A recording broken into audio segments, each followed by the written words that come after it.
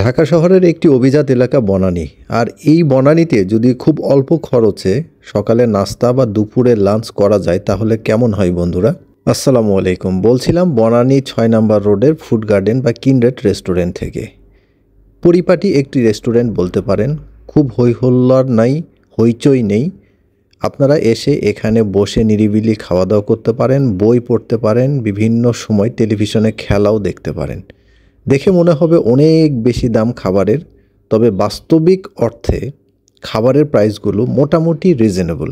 আপনি দেখতেছেন খাবারের প্রাইস চার্টটি, দেখলেই নিশ্চয়ই বুঝতে পারবেন।